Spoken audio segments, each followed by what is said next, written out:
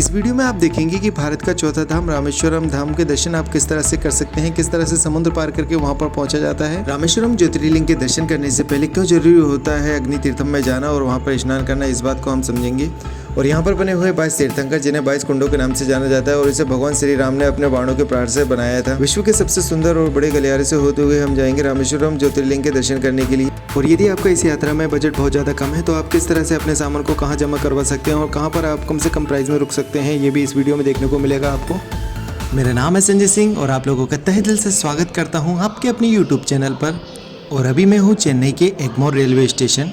यहाँ से मुझे रामेश्वरम जाने के लिए सीधी ट्रेन मिल जाएगी। मैंने कोई रिजर्वेशन नहीं करवाया है, इसीलिए मुझे जनरल बोगी से ही जाना होगा। यदि आपके लिए संभव हो सके तो रिजर्वेशन जरूर करवा लीजिए, क्योंकि अभी सावन का महीना चल रहा है और इस समय श्रद्धालु रामेश्वरम के लिए बहुत ज़्यादा जाते हैं। मैंने कठिन प्रयास करने के बाद में अपनी ऊपर की सीट को सुरक्षित कर लिया था, पर यहाँ पर इतना कम स्पेस था कि मैं सीधे से बैठ भी नहीं पा रहा था। तो सुबह होते ही मैं अपने सफ़र की सारी परेशानियों को भूल जाता हूँ और सामने देखता हूँ तो मंजर कुछ अलग ही दिखाई देता है। हमारी ट्रेन बिल्कुल समुद्र के किनारे से होते हुए जा रही थी और समुद्र की लहरों से उठती हुई आवाज़ और हमारी ट्रेन की धक धक आवाज़ मानो आपस में कुछ बातें कर रहे हों। रामेश्वरम भारत के तमिलनाडु राज्य में स्थित एक टापू पर बना हुआ आइलैंड है, जो कि हिंदू धर्म के लिए बहुत ही पवित्र स्थान है और भारत के चारों धामों में से एक धाम है तथा 12 ज्योतिर्लिंगों में से एक ज्योतिर्लिंग है, जिसे रामेश्वरम ज्योतिर्लिंग के नाम से जाना जाता है। जिस ब्रिज से हम गुजर रहे हैं उसे पम्बन ब्रिज बोला जाता है, जिसे 1911 में बनाना चालू हुआ था और 24 फरवरी 1914 में बनकर तैयार हुआ था और यातायात के लिए यह सुनिश्चित हो गया था। उस समय यह समुद्र के ऊपर बनाया हुआ पहला ब्रिज था। सड़क मार्ग के लिए इसी के समांतर 1988 में एक और ब्रिज बनाया गया था, जो कि रामेश्वरम तक जाता है। इस समय रामेश्वरम पहुंचने के लिए 2 मार्ग हैं। सड़क मार्ग के द्वारा भी आप जा सकते हैं और रेल मार्ग के द्वारा भी आप वहां पर पहुंच सकते हैं। पर मेरी व्यक्तिगत राय रहेगी कि अगर आप रामेश्वरम जा रहे हैं तो हो सके तो आप रेल मार्ग के द्वारा ही जाइए, क्योंकि ये जो आप नज़ारे देख रहे हैं वो आपको सिर्फ रेल मार्ग के द्वारा ही दिखे जाएंगे। पर कभी कभी समुद्र में अत्यधिक हलचल होने की वजह से रेल मार्ग को सुरक्षा की दृष्टि से बंद कर दिया जाता है।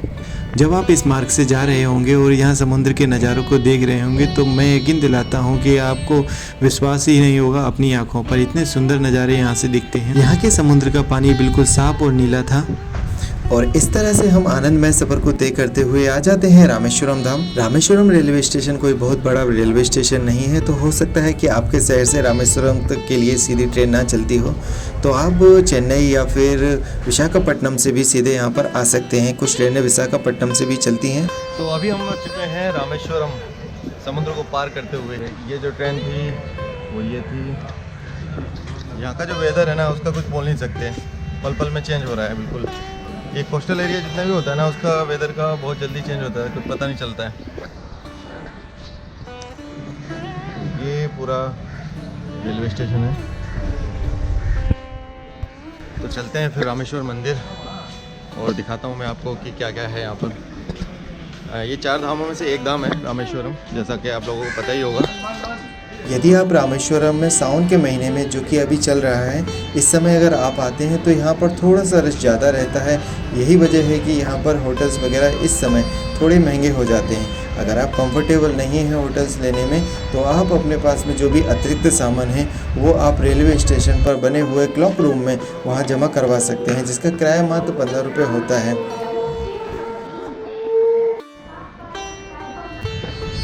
रामेश्वरम में आने के बाद में यहाँ का पानी जो है पल पल में आ रहा है, जाने का मौका ही नहीं दे रहा है। पर रामेश्वरम बाबा शायद चाहते हैं कि मैं उनके धाम पर ज़्यादा से ज़्यादा रुक सकूं और पूरा दिन हो जाता है पर बारिश बंद नहीं होती, इसीलिए मैं स्टेशन पर ही रुक जाता हूं। यहाँ पर जो वेटिंग रूम था वहाँ पर मैं आकर विश्राम करता हूँ और रात भी वहीं पर गुजार देता हूँ। तो कल पूरा दिन बारिश में निकल गया था, बारिश बिल्कुल भी बंद नहीं हुई थी, रात भर पानी बरसता रहा। अभी सुबह हो चुकी है और पानी बंद हो चुका है। अब मैं जा रहा हूँ अग्नि तीर्थम के लिए। अग्नि तीर्थम क्यों जा रहा हूँ, क्योंकि जहाँ पर मैं रुका था वहाँ पर कुछ लोगों ने मुझे बताया कि ज्योतिर्लिंग के दर्शन करने से पहले अग्नि तीर्थम में स्नान किया जाता है। तो अभी हम लोग जा रहे हैं अग्नि तीर्थम। तो ये जो लिखा था वो लिखा था रास्ता इधर है। हिंदी में ना इंग्लिश में कुछ भी नहीं लिखा।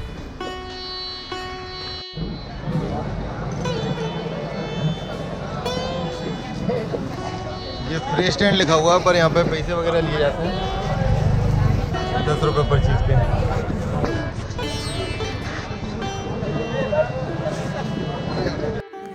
ये जो आप पवित्र और पावन स्थान देख रहे हैं इसे अग्नि तीर्थम बोला जाता है, जो कि रामेश्वरम ज्योतिर्लिंग और रामेश्वरम मंदिर के बिल्कुल निकटतम में स्थित है। इस स्थान पर पूजा करना और समुद्र में स्नान करने का एक बहुत बड़ा महत्व होता है। धार्मिक रूप से इस जगह की महानता और विशेषता क्या है वो मैं आपको बता देता हूँ। तो ये है अग्नि तीर्थम, और यहाँ की जो स्पेशल बात है वो ये है कि यहाँ की जो समुद्र की लहरें हैं वो काफ़ी शांत हैं और बीचों की अपेक्षा। उसका रीज़न ये है कि जब श्री राम आए थे रावण का वध करके, तो उन्होंने यहाँ पर स्नान किया था, और उनके स्नान के स्पर्श की वजह से ये जो समुद्र है वो शांत हो गया था यहाँ पर। तो ऐसा भी माना जाता है कि भगवान श्री राम ने जब रावण का वध किया था तो उनके सर पर एक ब्राह्मण हत्या का पाप लग गया था। इसको उतारने के लिए भगवान यहाँ पर आए थे और उन्होंने अग्नि तीर्थम, ये जो तीर्थ बना हुआ है, यहाँ पर स्नान किया था। इसीलिए यहाँ पर अधिकतर लोग आकर स्नान करते हैं कि अपने पापों को मिटाने के लिए और अपने पूर्वजों के लिए यहाँ पर जल चढ़ाते हैं।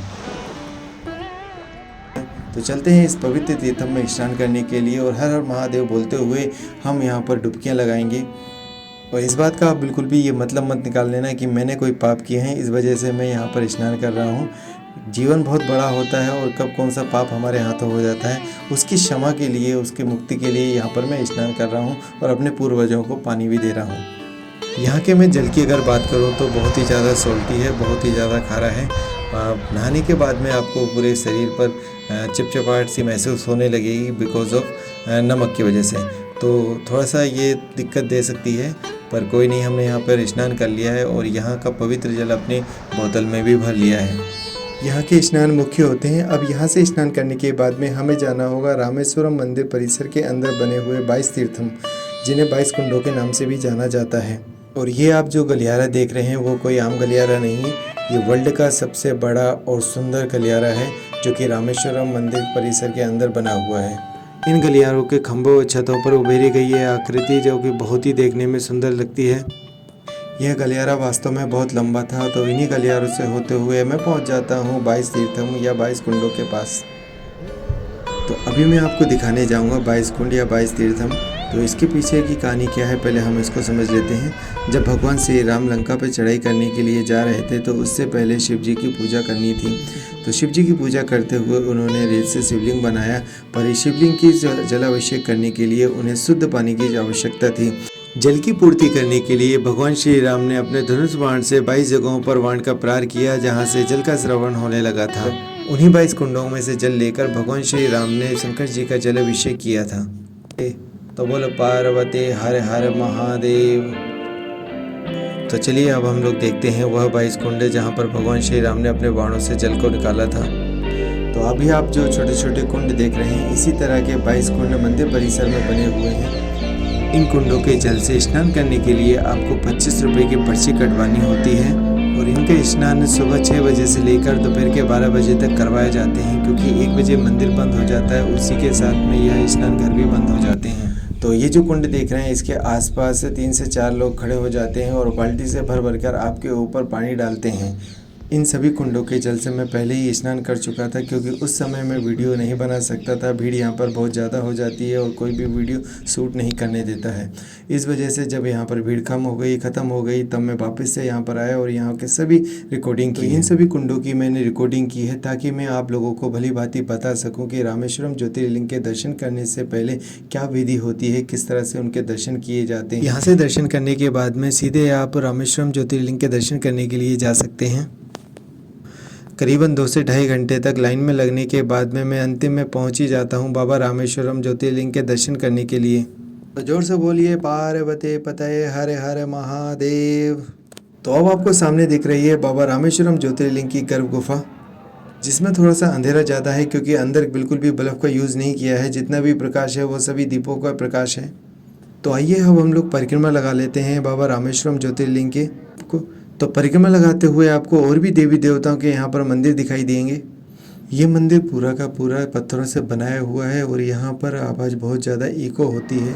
अभी सावन का महीना 2023 चल रहा है और सावन के महीने में शिव जी की पूजा की जाती है, तो इसी वजह से यहाँ पर अब बहुत ज़्यादा भीड़ होने लगी है। तो अगर आप लाइन से बचना चाहते हैं तो यहाँ पर स्पेशल दर्शन भी होते हैं, जिसका टिकट 200 रुपये होता है। अगर आप वृद्ध हैं और चलने में सक्षम नहीं है, लाइन में नहीं लग सकते, आप 200 रुपये देकर स्पेशल दर्शन कर सकते हैं और करीबन 1 से 1.5 घंटे में आपका नंबर आ जाता है।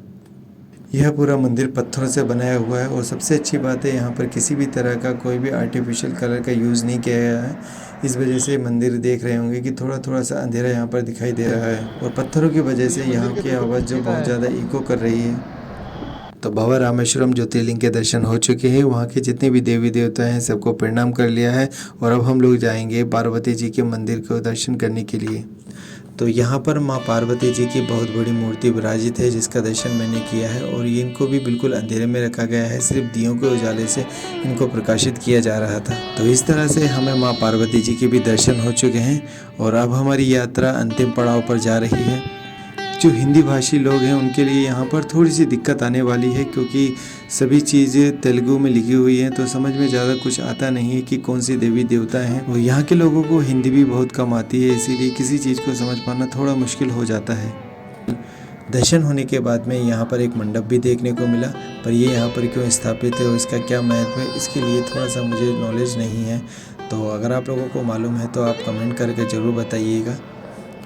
तो इस तरह से हमारे रामेश्वरम ज्योतिर्लिंग के दर्शन पूर्ण हुए हैं। तो आप लोगों ने देखा होगा कि किस तरह से मैंने विधि पूर्वक आपको बताया है कि कौन सी जगह पे कहाँ पे पहले जाना है, कहाँ पर बाद में जाना है, किसके दर्शन करने हैं।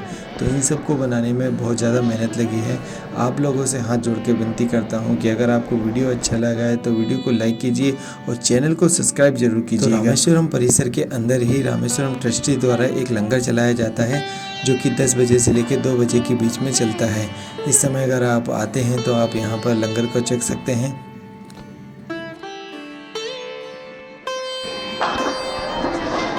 समय से पहले ही ख़त्म हो गया। तो यहाँ लंगर में आने से पहले थोड़ा सा टाइम का भी ध्यान रखें। मैं जब पहुँचा था तब लंगर ख़त्म हो चुका था। तो दर्शन करने के बाद में आप जैसे ही बाहर निकलोगे तो छोटा सा मार्केट भी यहाँ पर देखने को मिलता है। तो इस तरह से हमने बाबा रामेश्वरम जी के दर्शन को पूर्ण किया। रामेश्वरम धाम में और भी कई सारे तीर्थ स्थल है जिनका दर्शन करने के लिए हम कल चलेंगे। तो आप लोगों से निवेदन है कि वीडियो को लाइक कीजिए, चैनल को सब्सक्राइब कीजिए। Thank you so much for watching. तो सावन के सोमवार चालू हो चुके हैं। आप लोगों को बहुत बहुत सारी शुभकामनाएं। तो मिलते हैं कल एक नई वीडियो के साथ में।